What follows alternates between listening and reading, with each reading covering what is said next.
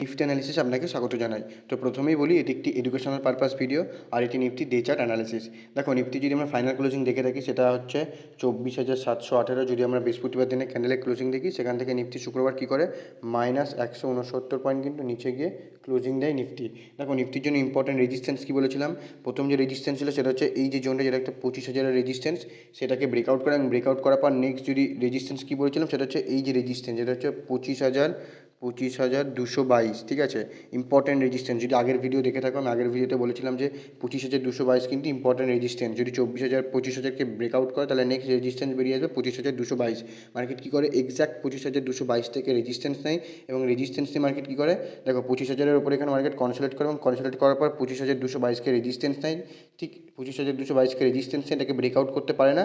দেন এই যে 25,222 এটা রেজিস্ট্যান্স নেওয়ার পর মার্কেট কী করে, 25,000-এর যে সাপোর্টটা ছিল, রেজিস্ট্যান্স ব্রেকআউট করার পর রেজিস্ট্যান্সের পরে সাপোর্ট হিসেবে কাজ করে। ঠিক আছে, তো মার্কেট কী করে 25,200 রেজিস্ট্যান্স এবং দিয়ে মার্কেট কী করে 25,000-এর যে লেভেলটা, এই লেভেলটাকে কিন্তু মার্কেট ব্রেকডাউন করে এবং ব্রেকডাউন করে কোথায় এসে ক্লোজিং দেয়, যদি দেখি আমরা এই রেড ক্যান্ডেল প্রায় 24,888 সামথিং এরকম এসে ক্লোজিং দেয়। ঠিক আছে, তো মার্কেট কী করে শুক্রবার দিন মার্কেট কী করে গ্যাপ ডাউন ওপেন, এবং গ্যাপ ডাউন ওপেন হওয়ার পর মার্কেট কোথায় সাপোর্ট নেয়, এক্স্যাক্ট যে লেভেলটা বলেছিলাম যেটা হচ্ছে 24,555 থেকে 24,444। ঠিক এক্স্যাক্ট এই যে 100 পয়েন্টের যে সাপোর্টটা, মার্কেট কিন্তু এখানে সাপোর্ট নেয়। ঠিক আছে, 24,444 এক্স্যাক্ট এখানে সাপোর্ট এবং সাপোর্ট নিয়ে মার্কেট কিন্তু কোথায় গিয়ে ক্লোজিং দেয়, যদি দেখি আমরা 24,555-এর উপরে গিয়ে কিন্তু মার্কেট ক্লোজিং দেয়। ঠিক আছে, মার্কেটের জন্য এই যে গ্যাপটা রয়েছে, এই গ্যাপটা মার্কেট কিন্তু আগামী সোমবার দিন হোক বা মঙ্গলবার দিন হোক গ্যাপটা কিন্তু ফিল করতে পারে। ঠিক আছে, দেখো মার্কেট যে কোনো গ্যাপে কিন্তু ফেলে রাখে না, তো মার্কেট কিন্তু এই গ্যাপটা ফিল করতে পারে। ঠিক আছে, তো দেখো মার্কেট নেক্সট যে রেজিস্ট্যান্স নিফটির জন্য, তাহলে এখন নেক্সট যে রেজিস্ট্যান্স বেরিয়ে যাবে সেটা হচ্ছে এই যে রেড ক্যান্ডেলের লো, একটা ইম্পর্টেন্ট রেজিস্ট্যান্স হিসেবে কাজ করবে, যেটা হচ্ছে 24,777। ঠিক আছে, একটা ইম্পর্টেন্ট রেজিস্ট্যান্স হিসেবে কাজ করবে। যদি মার্কেট কী করে 24,777কে ব্রেকআউট করে তাহলে নেক্সট রেজিস্ট্যান্স বেরিয়ে আসবে ক্লোজিং বেসিসে, সেটা হচ্ছে 25,055। ঠিক আছে, ইম্পর্টেন্ট রেজিস্ট্যান্স হিসেবে কাজ করবে ক্লোজিং বেসিসে। যদি 24,777কে ব্রেকআউট করে তাহলে নেক্সট রেজিস্ট্যান্স বেরিয়ে আসবে সেটা হচ্ছে 25,055। যদি 25,055কে ব্রেকআউট করে তাহলে নেক্সট রেজিস্ট্যান্স বেরিয়ে আসবে ক্লোজিং বেসিসে, সেটা হচ্ছে 25,222। আগের যে রেজিস্ট্যান্স ছিল সেই আগের রেজিস্ট্যান্সে কিন্তু ইম্পর্টেন্ট রেজিস্ট্যান্স হিসেবে কাজ করবে নিফটিতে। ঠিক আছে, দেখা গেল নিফটি কী করলো 24,777কে ব্রেকআউট করতে না পেরে মার্কেট রেজিস্ট্যান্স এবং রেজিস্ট্যান্সই মার্কেট নিচে এলো, তাহলে প্রথম যে সাপোর্ট হিসেবে কাজ করবে সেটা হচ্ছে এই যে ক্লোজিংটি কিন্তু একটা ইম্পর্টেন্ট রেজিস্ট্যান্স হিসেবে কাজ করবে, যেটা হচ্ছে 24,666। একটা ইম্পর্টেন্ট রেজিস্ট্যান্স হিসেবে কাজ করবে, যেটা হচ্ছে 24,666 একটা ইম্পর্টেন্ট সাপোর্ট হিসেবে কাজ করে। যদি 24,666কে ব্রেকডাউন করে তাহলে নেক্সট যে সাপোর্ট বেরিয়ে আসবে সেটা হচ্ছে এই যে যেখানে সাপোর্ট নিয়েছে সেই সাপোর্টটা কিন্তু আবার ইম্পর্টেন্ট সাপোর্ট হিসেবে কাজ করবে।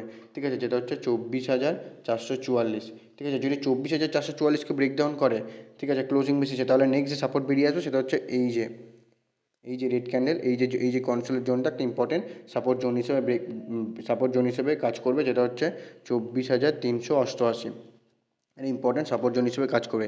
যদি 24,388কে ব্রেকডাউন করে তাহলে নেক্সট যে সাপোর্ট বেরিয়ে আসবে সেটা হচ্ছে ক্লোজিং বেসিসে, সেটা হচ্ছে 24,055।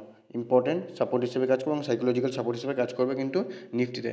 দেখা গেল মার্কেট কী করলো, দেখো উপর সাইডের জন্য ব্রেকআউট করলে যে রেজিস্ট্যান্সগুলো বললাম সেই রেজিস্ট্যান্সে যেতে পারে, যদি নিচের সাইডে ব্রেকডাউন করে তাহলে যে সাপোর্টগুলো বললাম সেই সাপোর্টে কিন্তু মার্কেট আসতে পারে।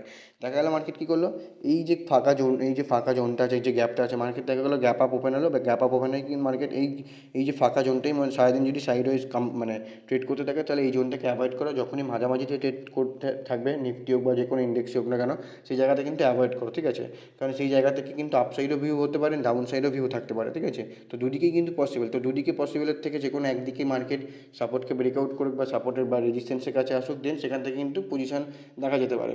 কিন্তু মাঝামাঝিতে যখনই থাকবে তখনই কিন্তু মার্কেট ট্র্যাপ করার জন্য বেশি চান্স থাকবে। ঠিক আছে, তো দেখো মার্কেট কী করে, দেন যদি তোমার সেটা অ্যাক্টিভ হয় তবেই তুমি তোমার ট্রেড করতে পারো, আদারওয়াইজ ট্রেড করার দরকার নেই।